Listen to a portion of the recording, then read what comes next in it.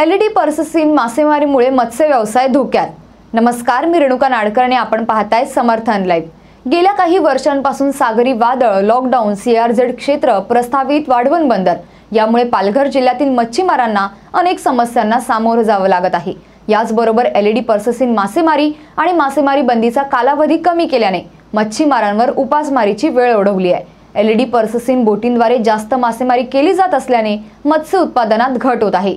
मासेमारीचा अतिरेक होत असून एलईडी पर्ससीन मासेमारी बोटिंगच्या संख्येवर नियंत्रण ठेवण्यात शासन अपयशी ठरले आहे। प्रशासनाचे दुर्लक्ष आणि लोकप्रतिनिधींचा धाक न राहिल्याने हळूहळू अनेक धनदांडग्यांनी पर्ससीनच्या नौका घेत त्यावर एलईडी बसवून मासेमारीला सुरुवात केली। यामुळे मत्स्य व्यवसाय धोक्यात आले आहे।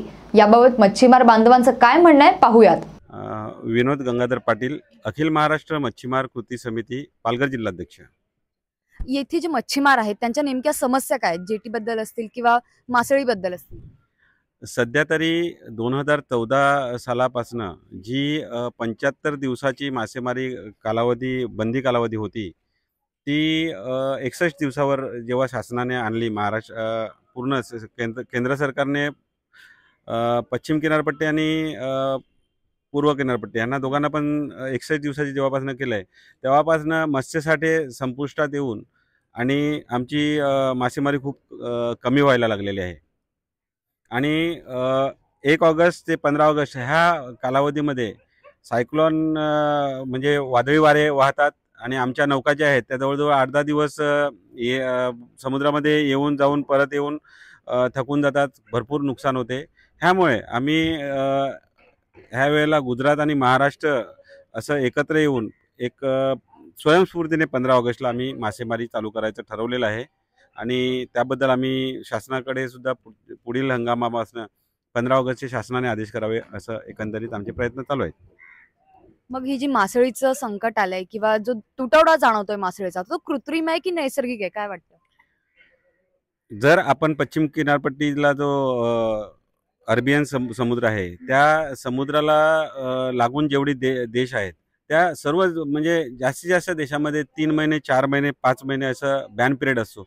परंतु मत्स्य संवर्धनाच्या दृष्टीने आपला सरकार जे आहे ते ह्याबद्दल विचार करत नाही आणि ह्याबद्दल आज खरोखरच विचार करायची वेळ आहे की आपण सुद्धा ह्या 12 महिन्यापैकी 3 ते 4 महिने मत्स्य संवर्धनासाठी समुद्राला आराम द्यायला पाहिजे असं आमच्या मच्छीमारांचं स्वतः आता मत आहे।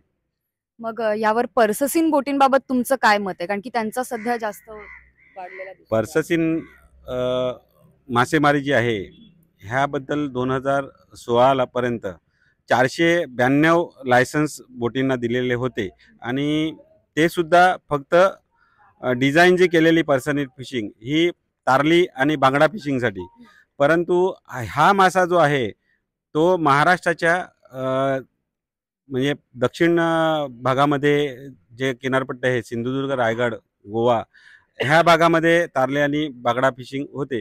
परंतु इथे 492 ज्या लायसन्स दिलेले आहेत, तर 2016 साली सोमवंशी अहवाल जो सादर झाला त्याच्यात आपल्या समुद्रामध्ये असलेल्या माशांच्या अनुषंगाने त्यांनी 182 फक्त लायसन्स पर्ससीनला देण्यात यावे, बाकीचे रद्द करण्यात यावे असं त्यांनी सांगितलेलं असताना सुद्धा जवळपास 8 वर्ष होऊन गेले।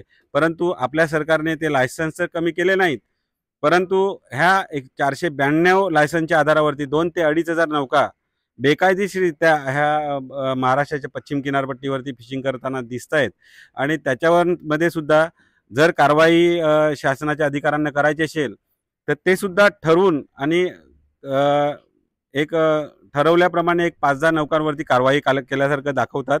एक प्रकारे हा रॅकेटच आहे की शासनाला कारवाई करताना दाखवायचं, परंतु ह्या नौका चालू ठेवायच्या, त्यांच्याकडनं मोबदला घेऊन, आणि हे सर्व काही रॅकेट चालू आहे। त्यामुळे हे जे प्रजाती आहेत त्या संपुष्टात यायला लागल्या आहेत। कारण ह्या फिशिंगमध्ये हल्ली फिशिंग जी आहे ती एलईडी पर्ससीनची फिशिंग आहे ती खूपच घातक आहे। कारण एलईडी जी लाईट आहे ती समुद्रात सोडली जायची असे पाण्यामध्ये आणि ती एक 2-3 तास नौका फिरवल्यानंतर त्या लाईटच्या आकर्षणाने आजूबाजूच्या 10 ते 15 किलोमीटरच्या अंतरावरचे मासे एकत्र जेव्हा येतात त्यावेळेला त्याला घेरा घातला जातो आणि ती नौका जी आहे LED ची ती बाजूला केली जाते.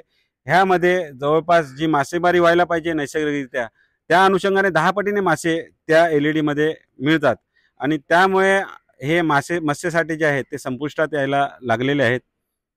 त्यामुळे आम्ही मच्छीमार खूप हवालदिल आहेत. आमची परिस्थिती खूप भयानक व्हायला लागलेली आहे.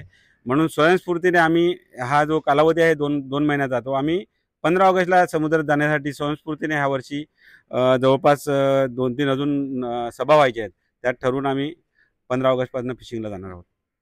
सागरी क्षेत्रात 15 मे ते 15 ऑगस्ट या 3 महिन्यांच्या कालावधीत मासेमारी बंद केल्यास मत्स्य उत्पादन वाढू शकेल असं मत मच्छीमार बांधवांकडून व्यक्त केलं जात आहे. गेल्या 2 वर्षात LED पर्ससीन धारकांनी मोठ्या प्रमाणात मासळीचे उत्पन्न मिळवले. मात्र या विध्वंसकारी मासेमारीमुळे किनारपट्टी भागात मत्स्य दुष्काळाची परिस्थिती ओढवली गेली. मात्र याबाबत मत्स्य व्यवसाय खात्याकडून आवश्यक ती कार्यवाहीच होत नसल्याचे दिसून येत आहे. मच्छीमारांच्या या समस्यांबाबत तुम्हाला काय वाटतं? कमेंटद्वारे आम्हाला नक्की कळवा आणि अशाच विविध विषयांवरील सविस्तर तपशील जाणून घेण्यासाठी समर्थन लाईव्हला सबस्क्राईब करा आणि बेल बटन दाबा. धन्यवाद.